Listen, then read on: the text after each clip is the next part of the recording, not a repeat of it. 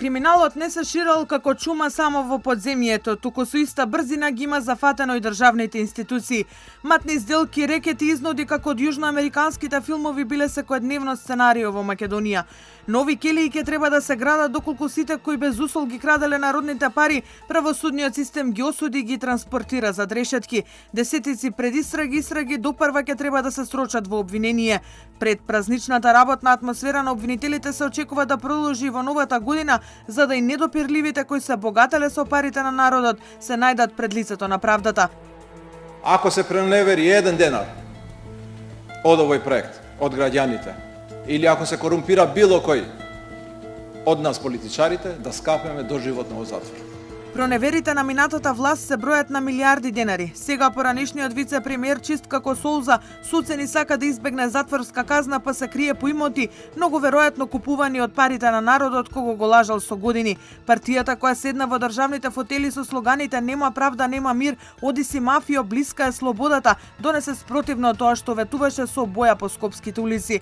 Она што јавноста го дозна по промената на власта е дека СДСМ и ДУИ местеле тендери, менувале документации за да фаворизираат своји фирми, го злоупотребувале делењето на државната помош. Криминалните жички биле инсталирани по сите институции, а најдлабоко во државната СМ. Поранешниот директор Васко Ковачевски, кој е осомничен за злоупотреби во РЕК, Битола, ТЕЦ Неготино и ТЕЦ Осломеј, вредни над 6,5 милиони евра, освен талент да прави пари, има дарба и за стихови.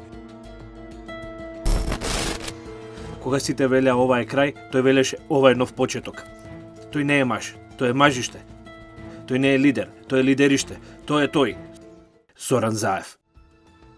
Наместо да се избори со криминалот, Ковачевски стана негов предводник во државните електрани. Заедно со себе повлече и засега 22 други во случајот адитив. Спремен сум да одам до крај, да расчистиме со криминалот во РЕК Битола. Неговиот шеф со исто презиме, засега е само осомничен од МВР за случајот Лотарија, но не и од обвинителството, идентично како и генералниот секретар од тој владен состав.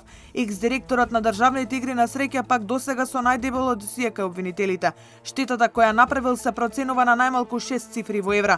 Кривични пријави беа поднесени против поранешните директори на Фондот за иновации Коста Петров и Фестим Халили за злоупотреба на службената положба за што се товари и екс-министерката за култура Костадиновска Стојчевска. Обвинителството се уште нема срочено обвинение ниту за случајот со струмичкиот бизнисмен Крмзов. Стигна и 9-то обвинение и му се одзема пасошот на контроверзниот струшки градоначалник Рамис Мерко. Со лисици на рацете завршија организирани групи за дрога и за проституција од Охрид и Тетовско, терористичка келија основана од 21 годишен гостиварец, а разбијани беа и најголемите кланови во скопското подземје. Полицијата е растори на извучната Бела Ноца Барон, со што се расчисти 8 убиства кои биле сторени изминативе години. Се дозна кој бил и кртот од МВР, кој 10 минути пред акцијата им дојавил на криминалците да бегаат, ама се спаси само еден. Помладиот Буши, Керим, чиј татко беше заменик министер на Спасовски, одал службена тајна на кланот од Арачиново, но не заврши зад решетки бидејќи обвинителот не побарал притвор за него. Семејните врски најзвучни се во правосудството. Таму и годинава сликата не се промени кон подобро. Напротив, Врховен судија и член на Советот на јавните обвинители признаа дека се корумпирани и земале мито и влијаеле во предметот за екс-градоначалникот Стојчев, алијас Боро Малборо. Судијата заврши со казна од само 3 години. Обвинителот пак се спогоди за условна. Еден кој требаше да дели правда местел судски одлуки, Енвер Беџети, кој заедно со Груби заврши на црната листа на САД. Судскиот и обвинителскиот совет само со зборови останаа загрижени за случувањата, недостасуваа конкретни дела.